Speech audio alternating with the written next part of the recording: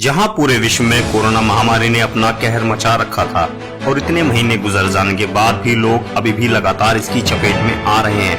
हालांकि भारत देश में इसके मामलों में गिरावट देखने को मिल रही थी। देश के कई राज्यों से राहत की खबरें भी आ रही थी, लेकिन अब कई महीने बीत जाने के बाद कोविड-19 फिर तेजी से पैर पसार रहा है। इसलिए अगर कोरोना को हराना है तो जागरूकता लानी होगी।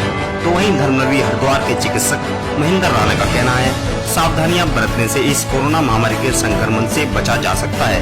तो आइए दिखाते हैं इस मामले पर हमारी ये खास रिपोर्ट। कितनी गंभीरता इसको लेना चाहिए और क्या कुछ कहना है, किस तरह से बचाव।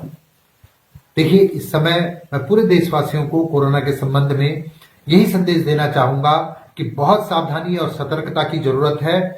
हम लोग जितना भी बचाव है उसके लिए जो प्रयास हो सकते हैं वो करें, और बार बार जो मैं कहता हूं कि अपनी इम्यूनिटी पर विशेष ध्यान दें, क्योंकि शुरू से लेकर अभी तक यही देखने में आया है कि कोरोना से नुकसान उसी को हुआ है जिसका अपना रोग प्रतिरोधक तंत्र कमजोर रहा, जिसकी इम्यूनिटी कमजोर रही।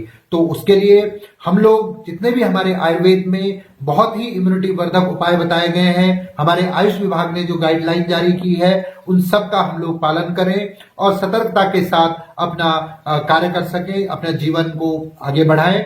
यही मेरा सारे देशवासियों से। खान पान की अगर बात करें, किन चीजों को नहीं खाना चाहिए, किनको खाना चाहिए, इस पर थोड़ा सा।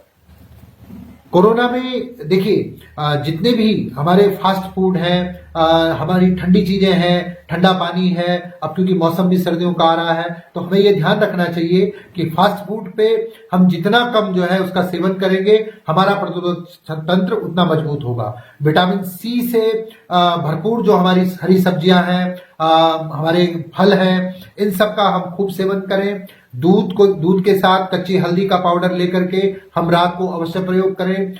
अब हम लोग च्यवनप्राश का भी सेवन कर सकते हैं, वो भी बहुत ही महत्वपूर्ण हमारा इम्यूनिटी वर्धक एक उपाय है। और इन चीजों का सेवन करने के साथ साथ हम लोग तांबे के जल का सेवन सुबह उठ करके करें तो मैं समझता हूं कि हमारी इम्यूनिटी बहुत मजबूत होगी और कोरोना ही नहीं, विभिन्न प्रकार के जो वायरस सर्दियों में ज्यादा प्रभावी रहते हैं उनसे हम बचने में सफल हो पाएंगे।